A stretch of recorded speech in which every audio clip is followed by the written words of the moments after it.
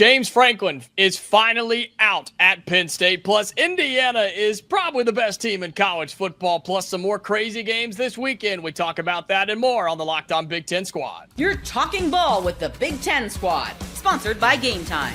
From USC to Ohio State, from Michigan to Oregon, from Nebraska to Washington, it's the local experts of the Locked On Podcast Network bringing you scoops, breakdowns, and the most comprehensive preview of the upcoming Big Ten weekend. No hurt feelings and thin skin allowed. Squad up, you're part of the Big Ten Squad. This is the Locked On Big Ten Squad. I'm not Spencer McLaughlin. I am proudly Jacob Goins, the host of Locked On Hoosiers, who are, in fact, the best college football team in the nation. And as promised, I am your host this week on the Big Ten Squad. I am Jacob Goins of Locked On Hoosiers. Zach Sako, Locked On Nittany Lions, who somehow is more popular than I am this week. Spencer McLaughlin of college football or Ducks. Which one would you like to be? I would love for you to be of Locked On Ducks today. I am all things. I am the Senate. That is my official title this week. That is horrible. Off to a great start tonight. I am the Senate. God, we really let him say that. Zach Anderson, Yoxheimer, Locked On UCLA. Jay Stevens, Locked On Buckeyes, and Roman Tomashoff of Locked On Huskies. We got a great squad for you and a great show today. We'll make picks for Week 8. And that's our show. We're done for the day. We'll also talk about I Indiana. got a lot to say. No, we're not. I am hosting. Can I please? I don't host very often, Spencer. I need you to stop for just a second, because we are going to talk about Oregon losing and being, frauds. We'll get to that in a little bit. But the biggest story in the country, I guess, is James Franklin no longer the head coach at Penn State. The Nittany Lions finally did it, Seiko. They told him to kick rocks and get out of town, and it only took, $50+ million to do it. Yeah, $50 million, and that's not going to be final, right, if James Franklin takes another job, but that is at least what Penn State is prepared to do, just to have him never coach another football game for Penn State. And you don't make that move lightly. It means that Penn State's swinging for the fences. They're trying to hit a home run. The athletic director, Pat Kraft, comes out on Monday's weekly press conference where James Franklin's supposed to be and says, we are trying to win national titles. And we believe that we need leadership to get us to that point. Look, Penn State was. See, here's the thing. Here's kind of the dichotomy of it all now. With and I'll keep it brief because I want to hear everyone else's feedback. But people don't, and I'm eager to hear what you guys have to say, because people on the outside don't view Penn State as a top tier job. That this is a place that can win national titles with the right coaching staff, with the resources, the alignment, that James Franklin got Penn State to where it is, and Penn State should be grateful. Those are the same national media pundits and national columnists that said that, Penn State can't win the big game. They're only going to be 10-2, but not because of that guy. It's actually because of Penn State. So this is really strange to me. So if Penn State aces the coaching hire, they will absolutely be a national title contender year in and year out. But that's a big if. That is a big if. But they can do it. It's a matter of if they will. Spencer, I'll let you speak to this from your college football perspective, because you'll talk more in the Oregon perspective here momentarily. Yeah, I think that it's really indicative of the big game narrative did weigh on the Penn State athletic department over time that they made this move, because when you have as much win equity as Penn State has under James Franklin, you'd think that one bad season would be allowed, but clearly they felt what I felt coming into this year, which is, you should expect to make the national championship game, and there's no excuse to not do that. Playoff. At least the playoff, to not, have that be an option going forward, that's all just full-fledged disaster. But when you're willing to pay that much money to make someone go away, you really have had enough. For example, we get paid on the last Tuesday of every month, and when that happens, I would give that check away if it meant that Goins never graced my screen again. Zach Anderson, Yoxheimer of Locked On UCLA. Speaking of teams without a head coach, you're being blamed. Yeah, Zach, look at what you've done. This is Zach on Zach crime. This is not okay. Both of you did this. Squad. Yoxheimer, I mean, What's aren't up, we my on man? pace for like every Zach on the Locked On Network to have like no coach? Like we might get there. We might get there at It's this a point. possibility. I mean, you're the reason James Franklin got fired, or one of the reasons that James Franklin got fired. Do you take pride in that? Is UCLA like raising the banner here?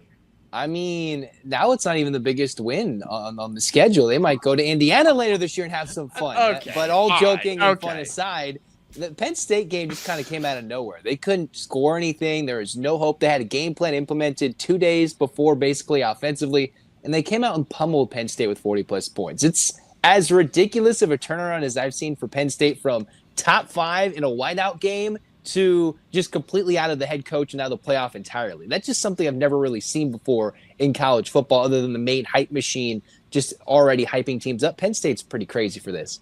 Zach, I do have to ask you one quick question, though. Were there more points scored in that game or fans in the stands? There were fans. There was some energy. I will say there were a lot of fans watching my beatdown loss at the Rally Cry Championship Tour on EA College Football 26. So, but Fair enough. there might be more fans this week.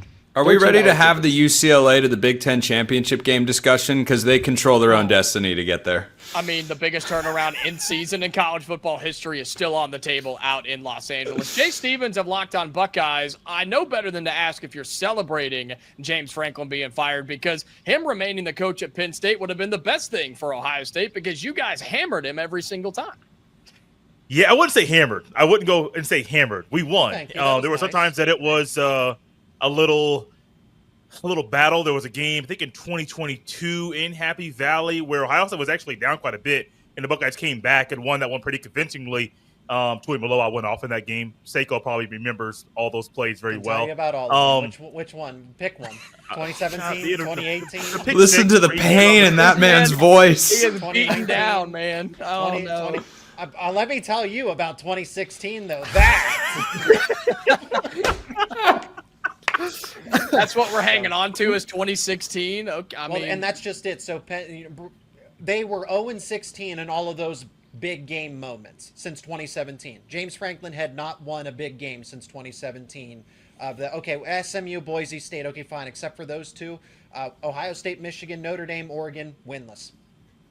So, Jay, are Ohio State fans okay? Are they nervous about who Penn State could go Brian after? Hartline. What's the feeling in Columbus? Brian Hartline. I think they'd only get nervous if they went after Brian Hartline. If they bring in Matt Rule or Matt Campbell or Kenny Dillingham and any of those coaches, I think they'd be okay. They wouldn't really be worried. If they promoted Jim Knowles, I don't think anybody in Columbus would be worried about that at all, happening. because Knowles is nowhere close to being the recruiter that James Franklin was. And I think that's one of the interesting things with all of this, that James Franklin was a really good recruiter, and you're firing a coach in the middle of the season where, yes, things are really, really bad, but Ohio State's going to pull some of those recruits to Columbus in the 26 and 27 classes. And so for Penn State, yeah, you got a coach out of there, but Seiko might be trying to figure out who's going to be signing with Penn State Transfer in portal. December, because they don't know who the coach is going to be. Transfer Yeah. portal. I mean, transfer This portal would be is a thing. Would be a big deal 5 years ago. I get your point. I don't like it, but I'd rather the players on the team not head into the transfer portal, than worry about prospects from the 2027 class. Yeah.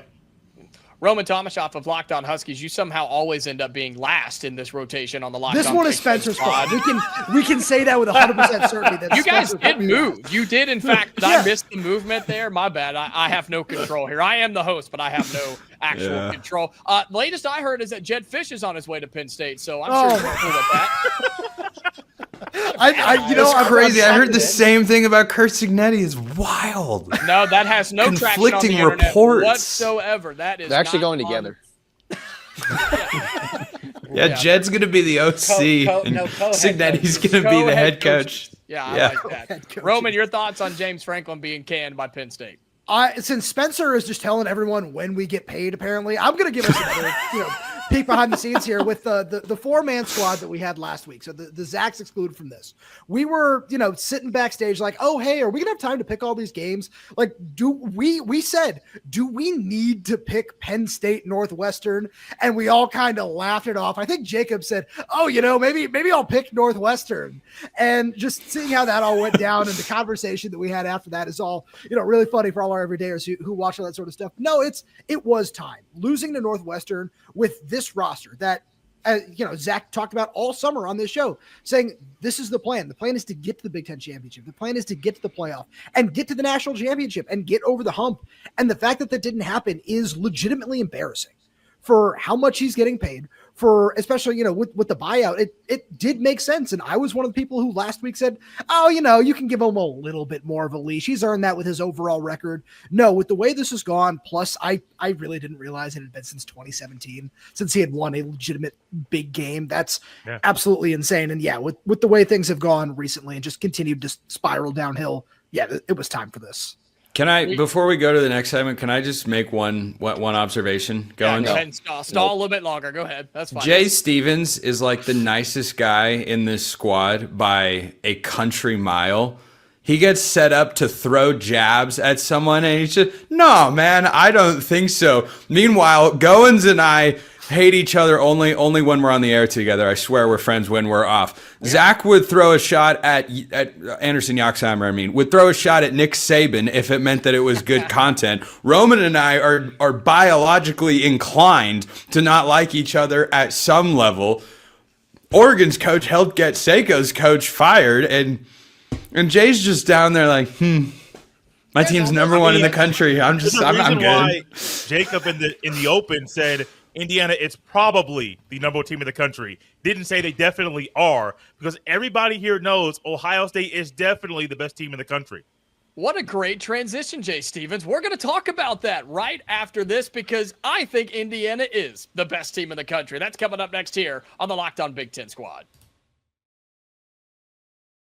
Today's episode of the Locked On Big Ten Squad is brought to you by SupplyHouse. When the opening whistle blows on a new repair, get your crew moving forward with SupplyHouse. Order today and see parts on your doorstep tomorrow. Over 280,000 plumbing, HVAC, and electrical items from the most trusted brands in the business. Their real-time inventory and honest lead times keep you from punting on projects, while their industry-leading customer service always has your blind side covered. If you need parts fast for a project, SupplyHouse has next day delivery. Talk about a game changer. And the part finder tools and 3D schematics can save you hours on jobs where every detail matters. Join the free Trade Master program today and score serious perks like priority shipping, lower prices, and a dedicated support line. Visit supplyhouse.com to sign up for free and use the promo code SHCollege5 for 5% off your first order. That's supplyhouse.com. Real people, real service.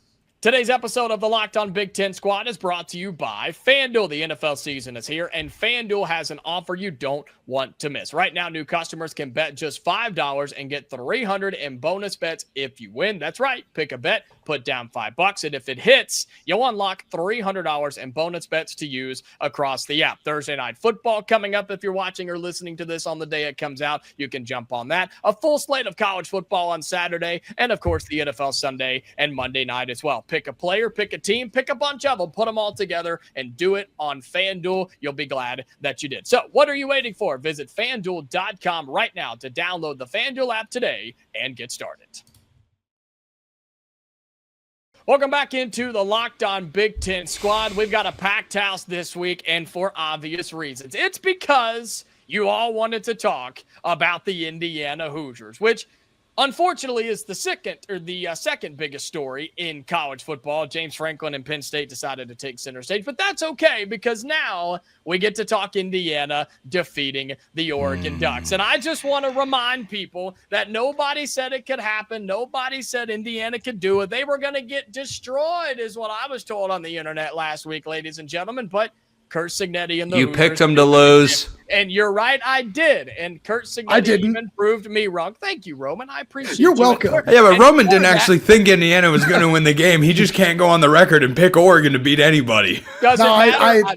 It doesn't matter. Doesn't matter. Roman picked Indiana. By Roman. And we're going to start with Roman to go against the squad, go against the trend. You picked the Indiana Hoosiers last week, Roman, to take down the Ducks, and they did in dominating fashion down the stretch. So tell me why that Indiana's the best team in college football. I'm not going to go that far because I got to watch Arbel Reese and Caleb Downs and Jeremiah Smith. I trusted you, Roman. I trusted you. I think Indiana's the second best team in college football. Good enough. I do. But I was so impressed with the defense, especially the defensive line, the way that they were able to get after that Oregon offensive line, which I was told was supposed to be, otherworldly, pun intended there. But nice. I really was, thank you. I was very impressed with what Indiana put together and what Curt Cignetti has done through, how many games has it been for him, Jacob? 20? Year and a half. Yeah, year and a half. Somewhere in that ballpark. James Franklin's fired. Yeah. Because of guys like Curt Cignetti. Truly, that the fact that he can turn around that program that quickly is so impressive. And it's been so much fun to watch. Let's bounce around here, Spencer. I'm going to let you hold on for just a little bit longer. Zach Anderson, Yoxheimer, you got to watch. That's fine. You can leave me here all segment. I don't really care. You got to watch this from the outside looking in. An Indiana UCLA play coming up in just a couple of weeks. I mean, how impressed were you by Indiana's win on the road in Eugene, where you'll remember the stats for just the second time ever in the Dan Lanning era that a team walks into Autzen Stadium and gets a win? I mean, this wasn't even a fluky win. This was, I'm not going to say domination, but this was a win, and a definitive win at that. So it was pretty shocking to see a team go into Autzen. Not even Ohio State did that last year, the first time they played Oregon. So it was a big win for Curt Cignetti. Of course, UCLA already knows what it's like to see an Indiana team come to their home and dominate them. We'll see if they get revenge in a couple weeks there, Jacob. But Indiana is for real, and it's one of the more stunning turnarounds I've seen for a program that's a basketball school to turn into a football powerhouse in a year and a half. Jay Stevens of Locked On Buckeyes, I know your answer here. You're going to take Ohio State as the number one team, and there's an argument for it, but can you at least admit that Indiana is getting closer to the Buckeyes in terms of talent across the board? Yeah, I'll go that far. I'll be nice this one time and agree with that. I was shocked, Spencer. I'm going to throw this back at you. I'm trying to be nice. But the fans inside Autzen Stadium were too quiet. Because I remember what happened when Ohio State went there a year ago, and it was loud the entire time. And I turned the game on, went back and forth, got done doing the show after Ohio State's win, and then I turned it on, and I'm like, are they playing in a neutral site? What's going on? Because it wasn't as loud. Okay, hold up. Gerald. Is that your full name? Gerald? Gerald? No. Gosh, no, Gerald. No. Sorry. I have another buddy who's Jay, and his full name is Gerald. Sorry. How do you go that? What? I have another friend. His name is Jay. His full name is Gerald. The first time he sent me an email, and it was from his official work email, and it was from Gerald, I was so confused. I'm like, who in the world is... That's like a guy named Richard being named Dick. That just doesn't make any sense. Okay, I wasn't going there, but all right. So anyway, you're not wrong. You're not wrong. It doesn't make a whole heck of a lot of sense. Jay, were you at the stadium? No. You were watching on TV? Yeah. And have you ever done a play-by-play broadcast before and tried to work the crowd noise into the broadcast, which is an essential part of any TV play-by-play? Has it ever felt before, like watching on one network versus another network, the crowd can feel a little bit different? Yeah. Okay. I'm just throwing that out there because I'm going to follow it up with this. Jacob, how many pre-snap penalties did Indiana have on Saturday? Several. I don't remember the count, but several. I believe it was 7. Yeah. But yet, so I'm just going to stick my neck out and defend the Autzen crowd and say they were not the problem. Indiana still won. 100%.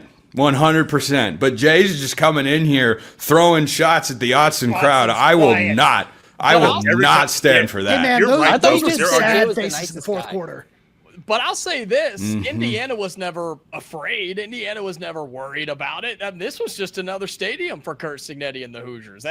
This didn't affect them at all, Spencer. Oh, that's what was so impressive about it. Like on a serious note, my joking mannerisms of frustration and sadness aside, like Indiana was a better team on Saturday. They executed better. I don't think either side dominated the other. Indiana had 326 yards of total offense in this game. Jacob, what is that? Well over 200 yards below their season average on a per game basis. This was not Indiana beating the crap out of Illinois and Oregon just getting steamrolled. This was Indiana executed. There were a number of key moments you can go back to in this game. A couple of third downs, a fourth down early in the game, field goals, end of half, just a bunch of small moments that added up, and then Indiana was just better in those particular moments. And it was the Hoosier defense that won the game. I'm not trying to tell you Fernando Mendoza was horrible or that he's bad.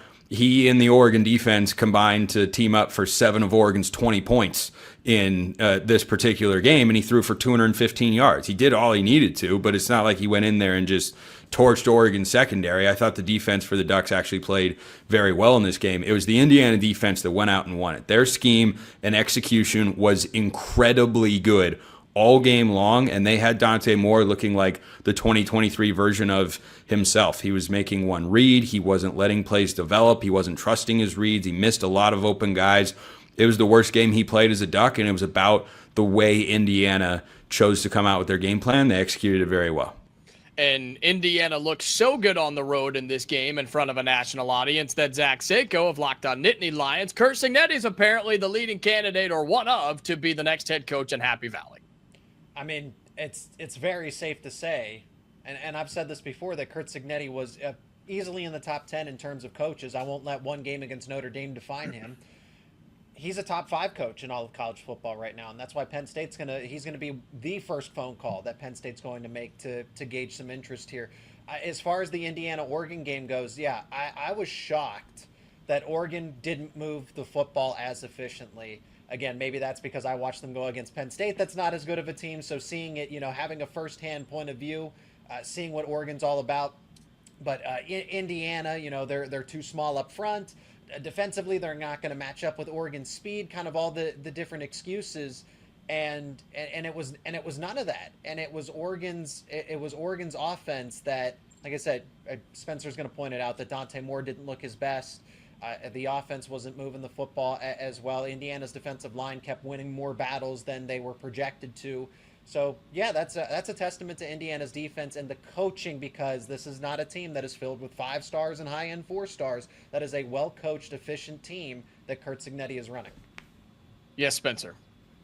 Zach, you said Curt Cignetti's the top 5 coach in college football. Can you name 4 coaches you would rather have than him?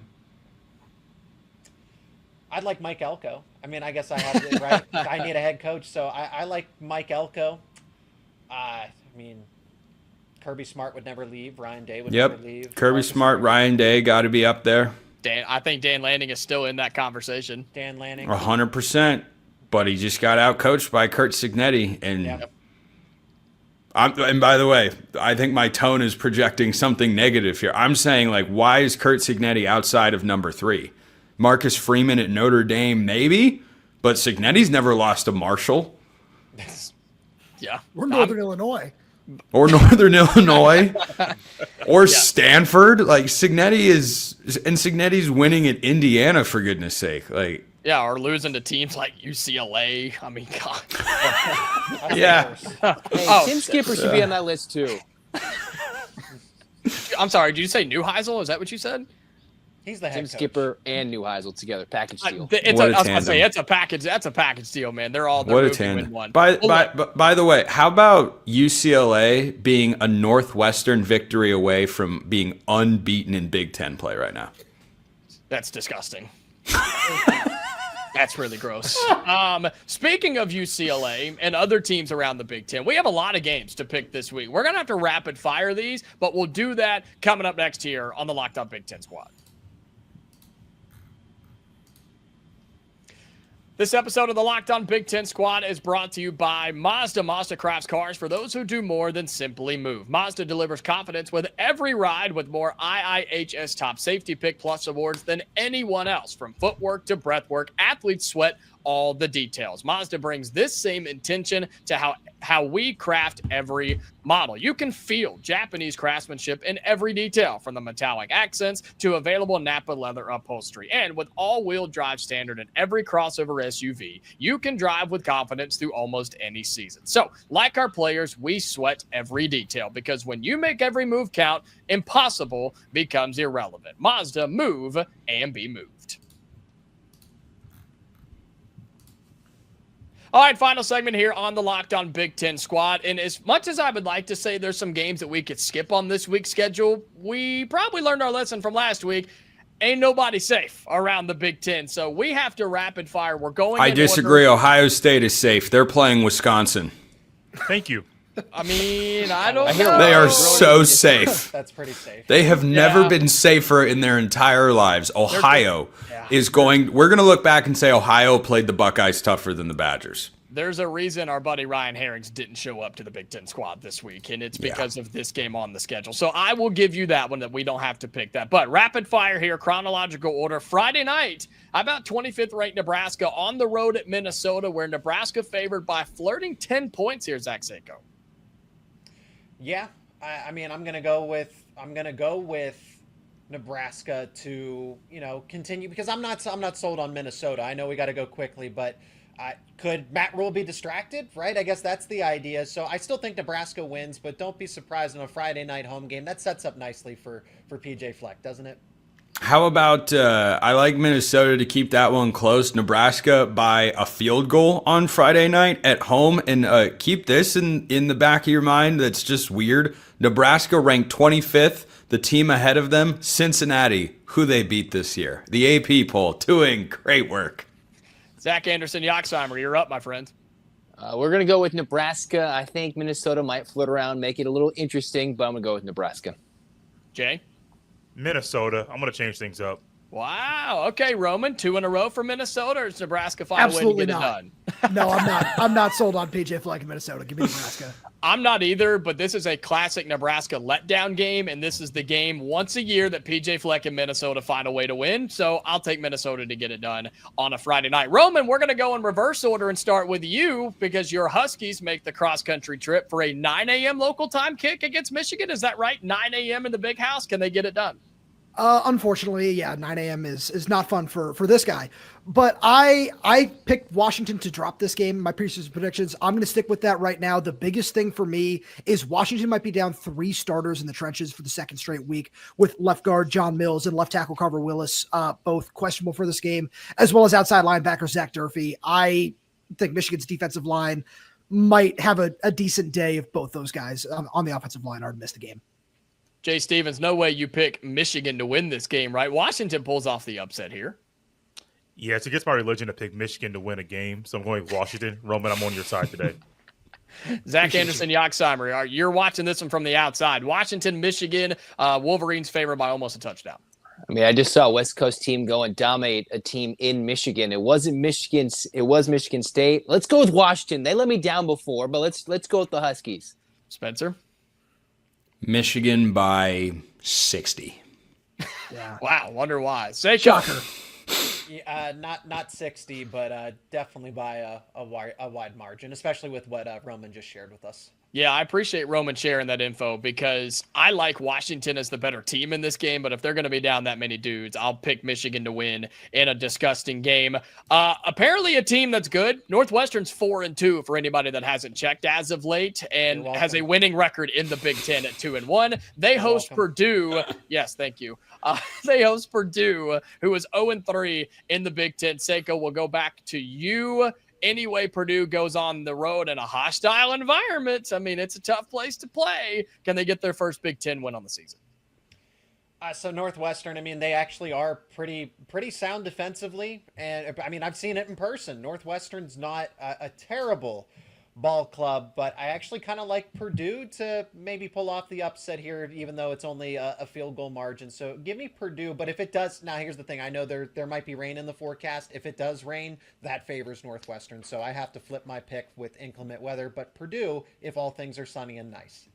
Spencer, with your college football knowledge and doing a college football show, you might be the only one crazy enough to put this one on TV, Purdue and Northwestern Saturday afternoon. Oh, I will have it on TV. Don't you worry. It will be on a screen somewhere come Saturday. And give me the Wildcats. I think they win this game comfortably. I love what they do defensively. David Braun has those guys playing really well. Saw it against Oregon earlier this year.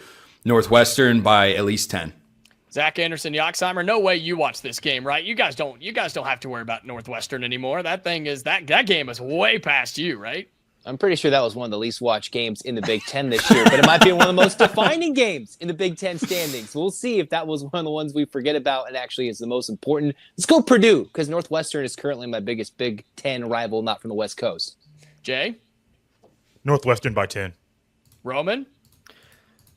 Spencer made a good point. I like Northwestern's defense. Clip it and ship it. I'll get it to you after the show, Spencer. You can, No, don't worry. I have access to all this stuff. I got it. We said we're skipping Ohio State, Wisconsin. Let's go rapid fire here. Indiana's going to beat Michigan State by how many this weekend? I think they win by 1 million. Seiko? I could see Michigan State getting the backdoor cover because Indiana's gonna, rest some starters in the fourth quarter. So why not? That's a lot of points. Michigan State to cover. Keep it going, Spencer. Hoosiers by 25. Love it. Zach? Indiana by a bunch. Keep it going. Jay and Roman. Indiana. This is easy. Yeah, by a very wide margin. Can we agree that let me go to Spencer here, and he can answer for the group. Is Oregon in trouble? Are you on upset alert in Rutgers? Weird game time, Big Ten Network in New Jersey coming off the emotional loss. Is Oregon in trouble, or can we just move on? I would not want to be Rutgers this week. I really wouldn't. I think that's safe to say. So I think we all pick Oregon in that game. Roman, I know I'm not allowed to, but Yeah. also, hey, I was really impressed with Ethan Kalik-Manis. I got to watch him last Friday night in person. That dude made some really nice tight window throws. Super impressed. Dude's a So, dude. Yeah. Dude is a dude. Rutgers pulls it off, according to Roman Tomashoff. Zach Seiko, Penn State, I mean, is this like the comeback story that they're looking for going on the road to Iowa? The total in this game has actually gone up, if you can believe it, from 39.5 to 40.5. Oh, Disgusting football will be played gross. Saturday night in Iowa City.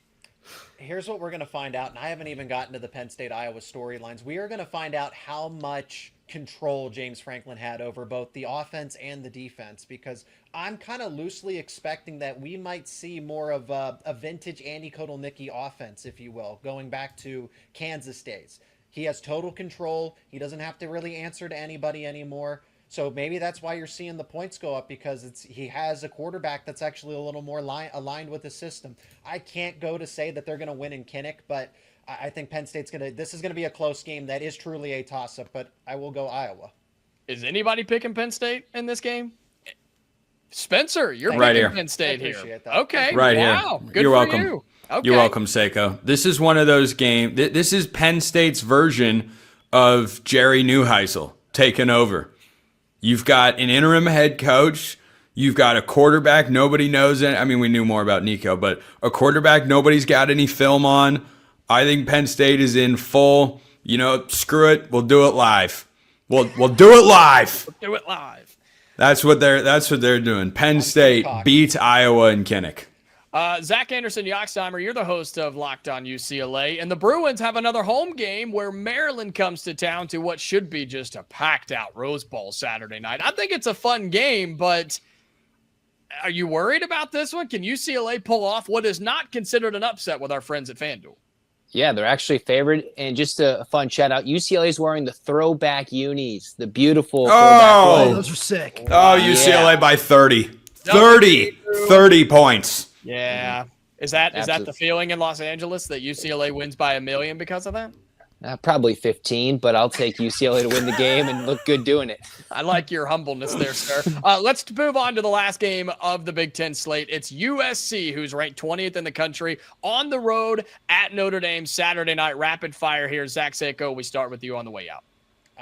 Notre Dame. I think Notre Dame is they're just better, but that's going to be a lot of points. A lot of points in that game. Spencer? I think USC keeps this close. I think this is kind of a 3 to 5 point game because I like the way that USC ran the ball, even with Waymon Jordan getting dinged up back there. But Jade Mayava is playing good football. I like CJ Carr a lot. This is not Bryce Underwood, the USC defense going up against. I'll take Notre Dame at home, but USC covers 8.5 points. Zach, I assume you're not allowed to pick USC. Is that how this works? Notre Dame! Jay Stevens of Locked On Buckeyes. Notre Dame's got this one. Roman? Notre Dame. The fact that Notre Dame's favored by 8.5 is a little fishy to me. I know it is fishy. I'm going to pick USC to get it done for no particular reason other than I want to. I'm Jacob Goins of Locked On Hoosiers, Zach Seiko of Locked On Nittany Lions, Spencer McLaughlin of Locked On Ducks. Thank you for being here, sir. I appreciate You're your welcome. service to the squad. Zach Anderson, Yoxheimer of Locked On UCLA, Jay Stevens of Locked On Buckeyes, Roman Tomashoff of Locked On Huskies, and until next time, Big Ten fans, stay safe, and we'll talk to you later. I'm just here so I won't get fined.